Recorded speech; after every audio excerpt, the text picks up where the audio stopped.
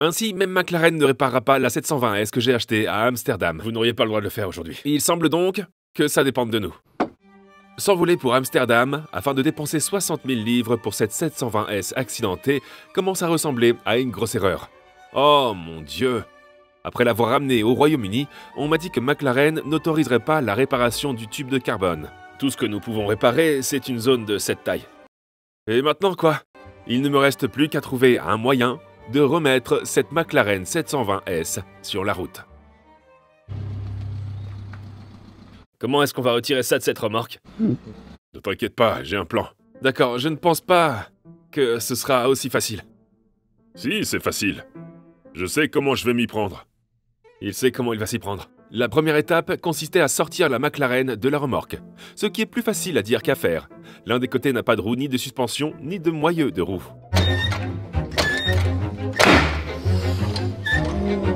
Oh quoi? mon Dieu! Mais nous avons réussi à placer la voiture suffisamment haut pour que les 4 bras de la rampe passent sous elle, afin de la soulever et l'enlever de la remorque. On fait le test de résistance? Je pense que c'est pas mal. Je crois que c'est la seule certification possible. On est dans les airs. Je vais avancer.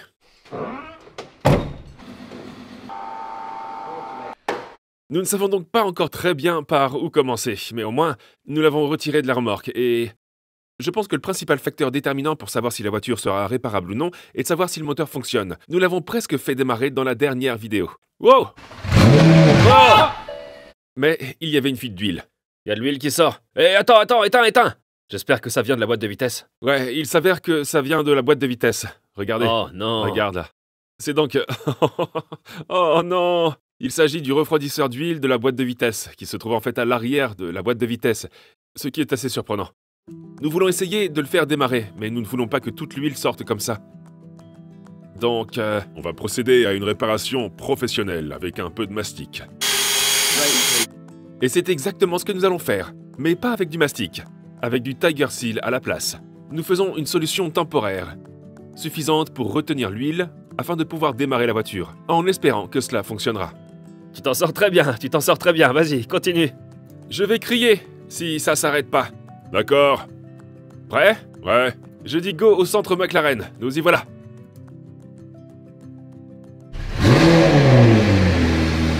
Première fois? Quoi? Ça l'a fait à la première fois? C'est génial. Elle a un super son? Ouais, c'est clair. Ouais? Éteins. Je l'ai éteint. Qu'est-ce qui s'est passé? Il s'est allumé à la première fois. C'est génial. Y a un truc qui est sorti? Y a une fuite? Qu'est-ce qui s'est passé? Ça sort de l'endroit qui l'a réparé. Vraiment? Tu plaisantes? Il sort du Tiger Seal? Oh waouh, ouais, c'est pas bon. N'utilisez pas de Tiger Seal pour réparer le refroidisseur de votre boîte de vitesse. Même si l'huile de la boîte de vitesse continue de s'écouler, c'est une bonne nouvelle que le moteur tourne et émette un bon son. Cela signifie qu'il peut être intéressant de réparer cette chose, à condition de trouver un bon moyen de réparer cet habitacle en carbone. Et bien que McLaren ait dit qu'elle ne permettait pas de le réparer, cela ne signifie pas qu'elle ne peut pas être réparée. La McLaren est arrivée. La première étape consiste à enlever cette porte. Pour voir avec quoi nous travaillons exactement, nous devons exposer toutes les zones où l'habitacle en carbone a été endommagé. Nous commençons donc par enlever cette porte très abîmée. La suspension avant et les disques de frein ont l'air en bon état, ce qui est un avantage. Il ne nous reste plus qu'à retirer le revêtement de l'arche pour accéder au connecteur de câblage, qui en fait passe par la porte. Une fois le câblage déconnecté, nous pouvons le faire glisser à travers l'arceau et commencer à retirer le revêtement intérieur de l'arceau afin d'accéder au boulon de charnière de la porte.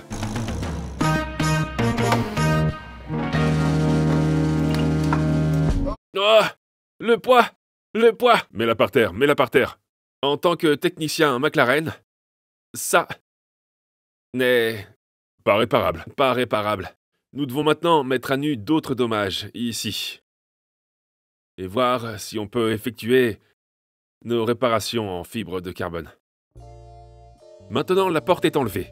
Nous avons une vision beaucoup plus claire de l'endroit où l'habitacle en carbone est endommagé. Mais je veux m'assurer que les dommages ne se sont pas étendus plus loin dans la voiture. Je vais donc commencer par retirer le siège côté conducteur. 2 boulons à l'avant des rails, 2 boulons à l'arrière et un boulon qui maintient la ceinture de sécurité. Voici donc l'habitacle. Et... Oh!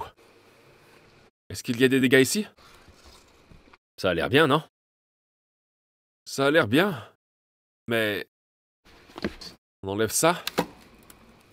Donc, ce que McLaren a dit, c'est que cette pièce, si elle était là, elle serait réparable. Mais c'est dans cette partie, ici, au fond, que se trouve apparemment toute la force. Donc, réparer ça peut s'avérer très dangereux, surtout si vous ne le faites pas correctement. Mais... je pense qu'il est aussi passé en dessous. Il n'est pas tout à fait en dessous. Est-ce qu'il est tout en dessous? Ouais. Oh non. L'avantage d'avoir un habitacle en fibre de carbone est évidemment qu'il est léger et super rigide, ce qui est utile pour l'utilisation du circuit.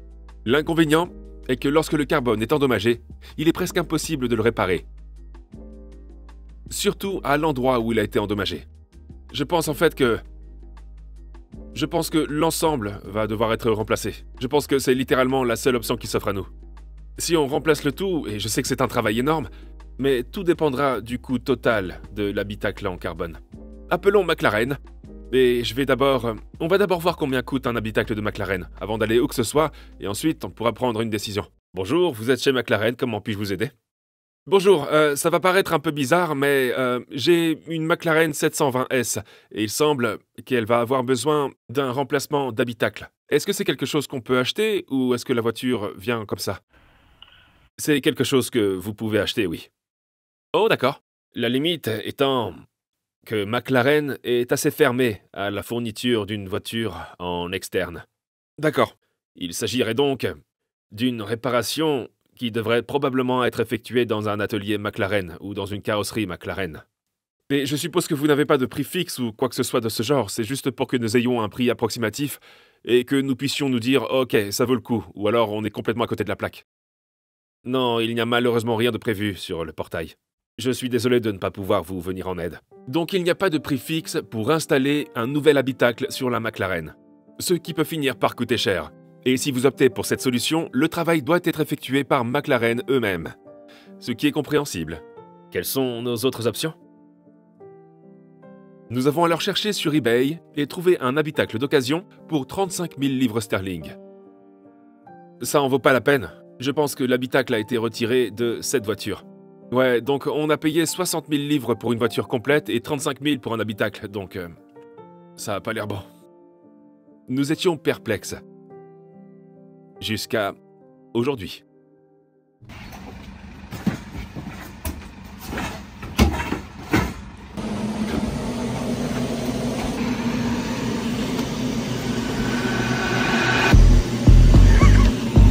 Hey.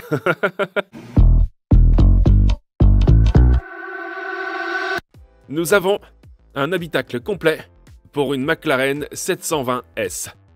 Et c'était bien moins cher que je ne l'aurais jamais imaginé.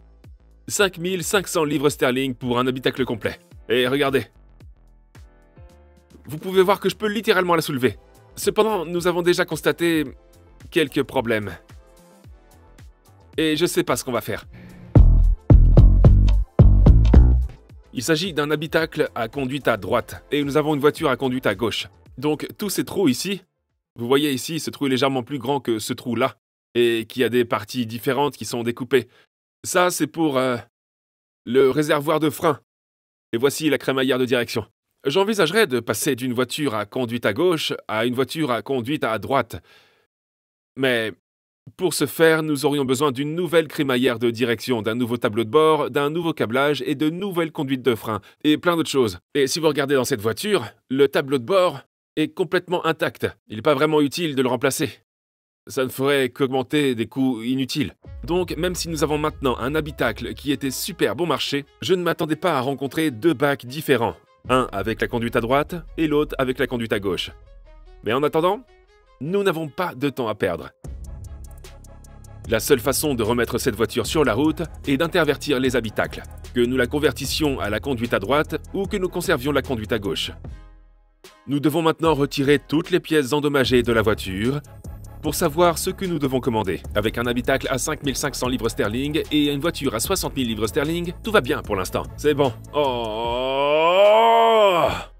Wow, ça va coûter cher. Oh, c'est tordu. Ouais, c'est pas bon. Oh, mais de plus en plus de composants endommagés apparaissent. La situation n'est pas vraiment brillante pour cette McLaren. Le remplacement des habitacles va représenter un travail considérable. Nous allons littéralement construire une McLaren 720S à partir de zéro. L'un des plus gros travaux que j'ai jamais réalisés.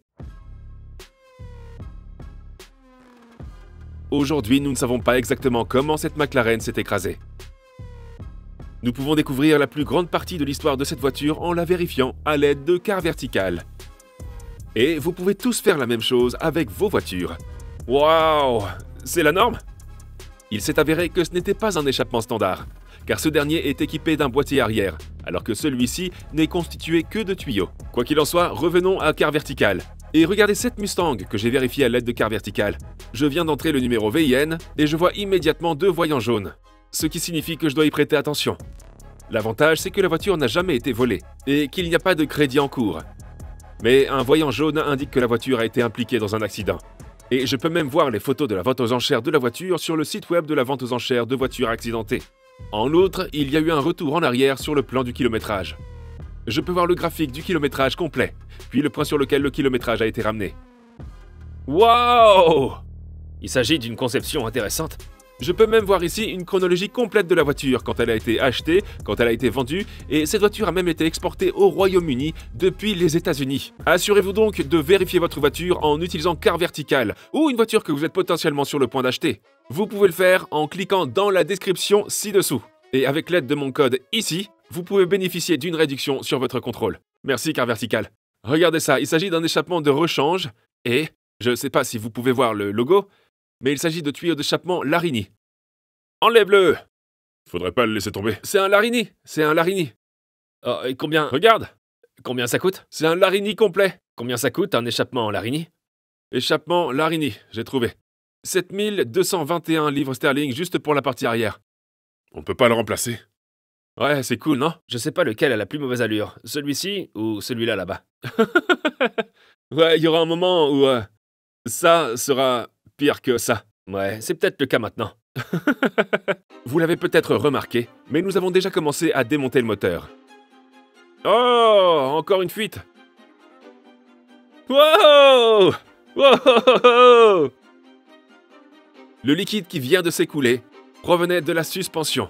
McLaren dispose d'une suspension spéciale qui est entièrement reliée aux 4 coins. Le fluide est pressurisé dans un coin en fonction de la position de la voiture lorsqu'elle roule. Alors, ce que je vais faire maintenant, c'est enlever quelques-uns de ces tuyaux de refroidissement et tout ce qui les relie au moteur. Et c'est ce que nous devons faire pour retirer les moteurs. Nous déconnectons tout ce qui relie le moteur à la voiture. Et il serait bien de déboulonner le cadre avec le moteur et de le retirer par le haut. Mais ce n'est pas tout à fait comme ça que ça marche ici. Le moteur se trouve sur un plateau séparé qu'il faut déboulonner du cadre arrière. Maintenant, je suis en train de vidanger toute l'huile du moteur. Bien entendu, il s'agit d'un moteur à carter sec. L'huile est donc stockée dans un réservoir à côté, puis le liquide de refroidissement ou ce qu'il en reste. Pour retirer le moteur du cadre arrière, nous devons retirer ses passe-fils, afin d'accéder au boulon situé juste en dessous. Il s'agit d'un processus très long, et nous devons nous rappeler où iront chaque pièce lors du réassemblage. Ainsi, lorsque je retire un boulon, je le remets simplement à l'endroit d'où il vient. J'espère que cela m'aidera à tout remonter. Il ne reste plus que quelques derniers morceaux à enlever. Le liquide de refroidissement est déconnecté, ainsi que la climatisation.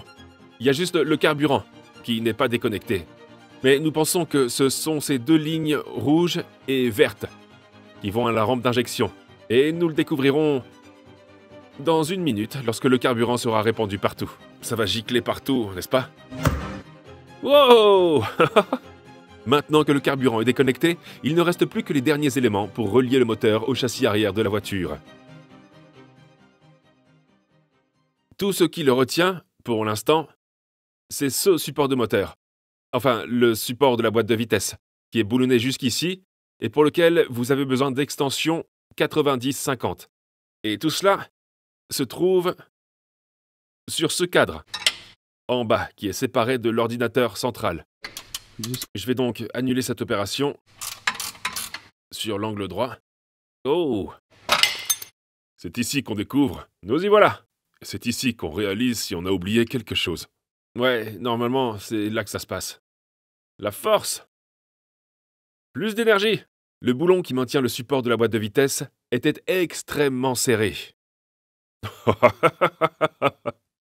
Est-ce que ça bouge? Non, je le tiens. Il était tellement serré que nous avons dû nous procurer 2 énormes barres de levier. Et même là, il ne bougeait pas. Les outils commençaient à s'endommager.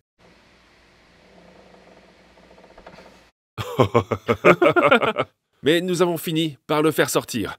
Chaque petit morceau de Loctite est dessus. Ça, c'est un boulon. Et ça devrait être les dernières pièces qui maintiennent le moteur sur le cadre arrière. Une fois tout cela déconnecté, nous devrions être en mesure de soulever la voiture et le moteur devrait rester au sol.